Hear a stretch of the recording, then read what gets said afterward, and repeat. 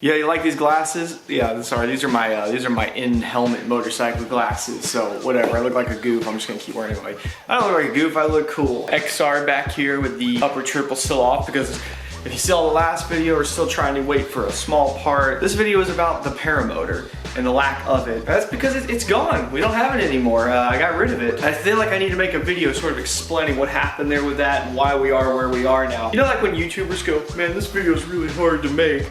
I'm like, oh, shut up. But in a way, this video is tricky to make. Don't ever want to say anything mean or hurtful or whatever about someone I'm friends with on here. I also don't ever want to say anything bad about a sponsor or someone who did hookups with us or something like that. Even if we're not working together anymore, you know, doesn't mean I have to hate them. Above all those things, something I really value is explaining the truth to you guys. I get messages all the time from people say I got into riding because of you. Number of people that said I got into flying because of you.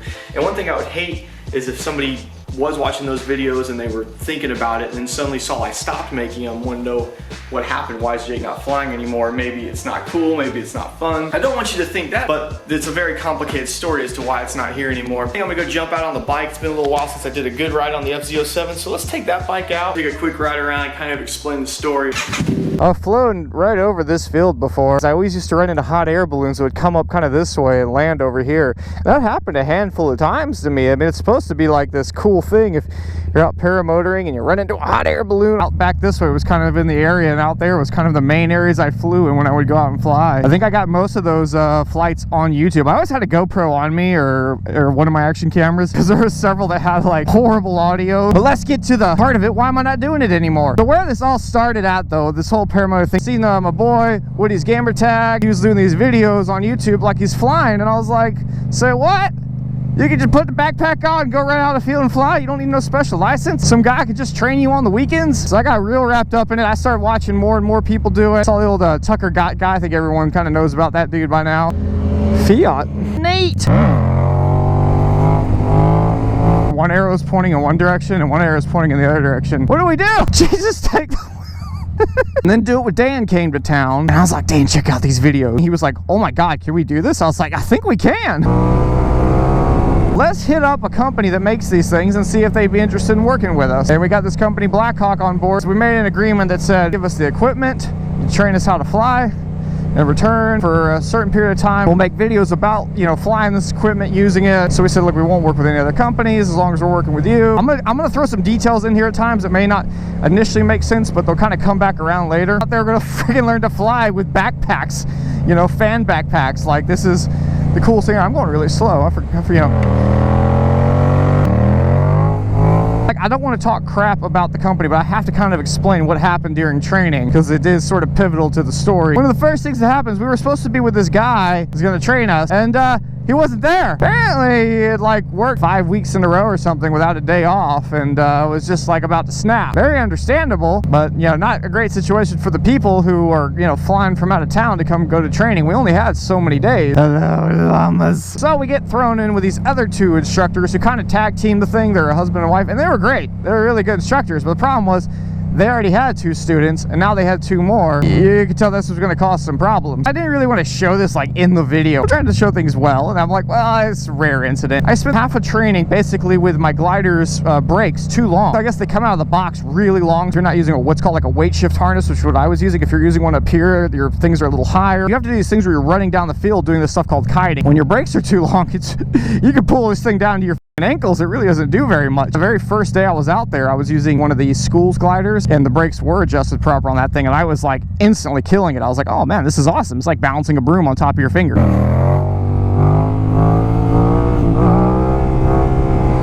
There were several days of just wasted with those brakes too long. Then we finally got them adjusted, and I was actually doing pretty good with it. Went up and down the field, kiting my glider really well, but they just like would never move me and Dan on. We just kind of stayed stuck there. The husband of the two wanted us to kind of move on, and then she didn't. There was kind of this weird arguments. That got kind of dicey for us. Other students had come in that time, surpassed us, and we're like, why aren't you guys like doing tows and stuff yet? That's where they pull you with a cable and you go up, and we're like, I don't know. Like, they wasted way too much time. Their training is like basically they hire like almost like contractors, people to do this training. It's not really there's a class structure that the company puts on. It's up to the instructor how they want to do it. Outside of practical, there wasn't a lot, and I really was like, when are we going to learn about like the laws, for instance, and like how class airspace works? And that really never happened, and that was kind of concerning to me. That was something that was like really stressing me out. I was like, I need to know these things. If you went up and asked them the questions, the asked instructors, they were happy to tell you about it. But if you didn't know what questions to ask, which, you know, you really don't, I don't know. One of the last days I was there too, they gave me this thing called a Paramotor Bible. Wow, this is a lot of rocks. Paramotor Bible, something they were supposed to send to me before class ever even started. This whole like training thing you're supposed to read up on. I was like, oh, that would have been nice to have. There was a lot of wind, and the wind did kind of hurt things, but we still were there for what should have been enough time to get a lot more training in than we got in. Again, I'm not trying to just completely talk crap about it. I mean, the people were good people. They were doing their best. It was a tough situation for them too, to suddenly have to take on two more people out of nowhere. And again, it's hard for like me and Dan to be like, hey, this isn't cool, when they're like kind of hooking the whole thing up. We still got up in the air and we flew. Now, I think they want you to have something like 20-something flights before you leave. At minimum, they want you to have like 12. I think me and Dan got 6. That's just what we were able to get in before we left. It was a mad scramble too. We were flying right to the moment that we had to drop our stuff, say bye, and drive to the airport. And I remember leaving there just being really, really excited, because even though there's been some crazy stuff, we put backpacks on our back and ran with a cloth and got up in the air. I mean, it's awesome. It was so much fun. Anyways, got home. I started waiting for the paramotor to show up. Remember, you know, they got to ship it out to me. That was my like paramotor there at class. That took a little while. Finally shipped it out to me, and Dan's took even longer. And this is also important to the story, because remember, Dan's was broken, so they got to get repairs done to it. Watch children? Is that like watch children? Like watch children, he's gonna do a wheelie. Here's another problem too. When you get the paramotor, it doesn't actually come with like real instructions. So there's these videos online that explain how to like assemble everything. The problem with these videos is you can't decide if they're like how to assemble something, an instructional video or an advertisement video. So every time they're about to explain something critical, they can't help but going and blah blah blah, because this is a feature. It's like no. You do one or the other. You do an advertisement video, or you do an explanation video. You don't do both. That really makes things difficult. By the time all that was done, you know, not only am I only like 6 flights in, it's also been 2 months since I was in training. And really like critical time. You probably should be flying. So the first time I went and did it on my own, it was fucking terrifying. I thought the first flight was scary. That flight was like, oh my God. You know, I took my time. I did a couple like run-ups. Finally, I had a good run. I said, you know, I think this is it. I think I can fly. Man, that was the greatest feeling ever. A few days later, I did another one. And then I just did a handful more after that. And it was like, man, this is awesome. I'm feeling good about it. I remember feeling really confident taking off. Don't think I ever quite got the landing thing down really well. Kind of sucked at landings. I rarely stuck any well. And I'm sure I just needed a little more experience. But I do remember like my knee, I had knee surgery, and that was kind of tricky. Like I could feel that knee was just not super strong for that. I don't know if anyone can relate to how to rebuild knee, but like come down on impact onto my knee while I'm holding something that's heavy, like even just stepping off a ladder or a step stool with like some kind of heavy weight, that can be tricky.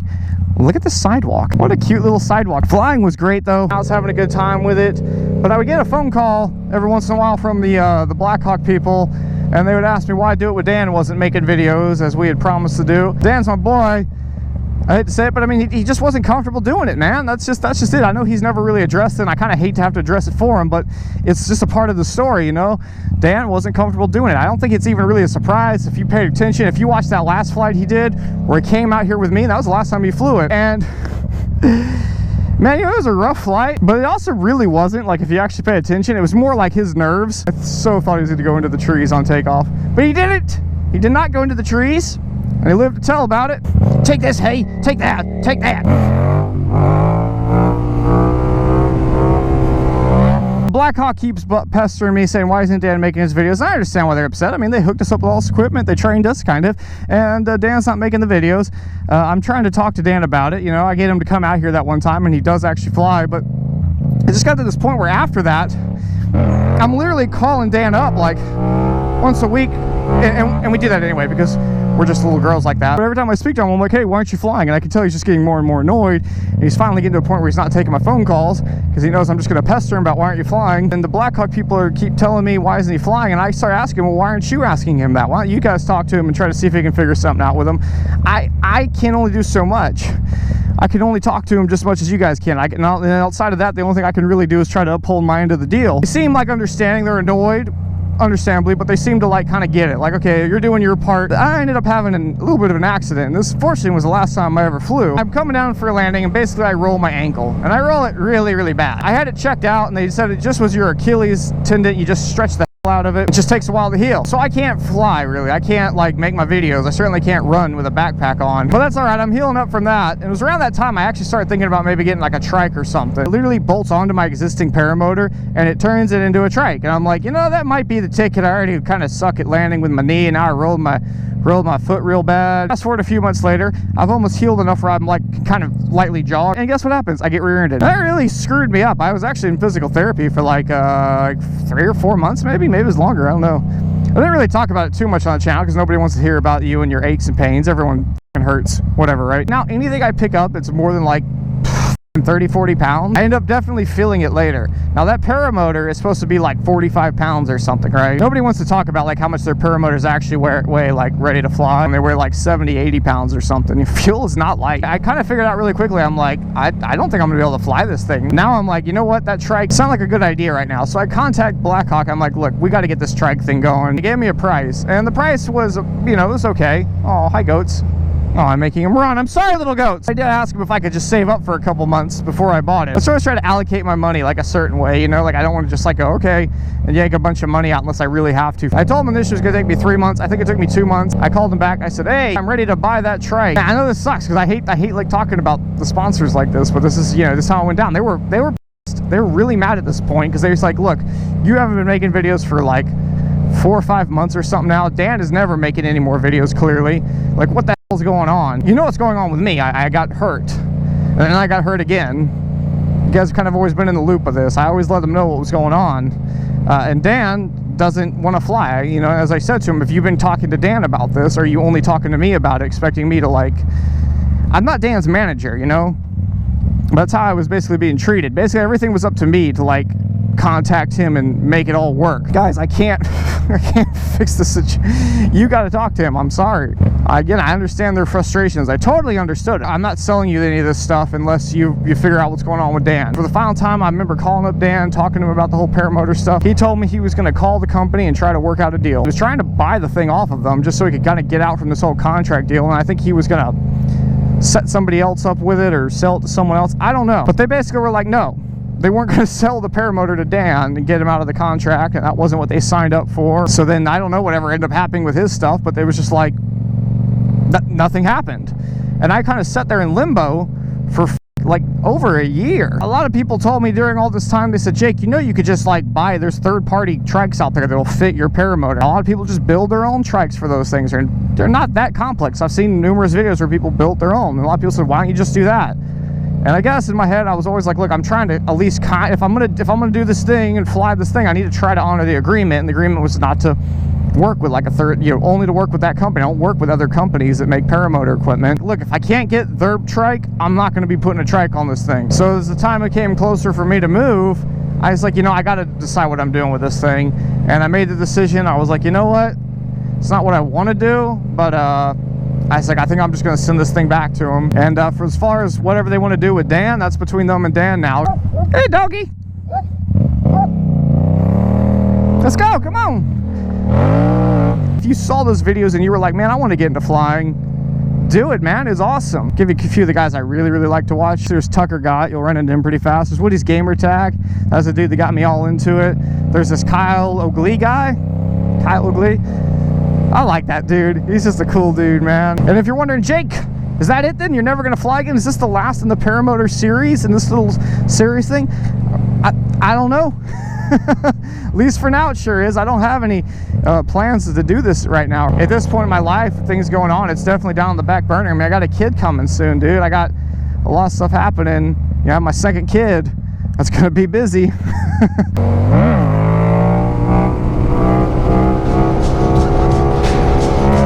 Yeah, I'll take it easy. Thanks for listening to me rambling about this. I hope that makes sense to you guys. This guy's flicking a cigarette ash at me.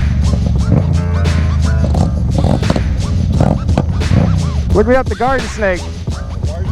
Yeah, look me up on there, dude. I'm maneuvering for a shot. Stay with him, man. Stay with him.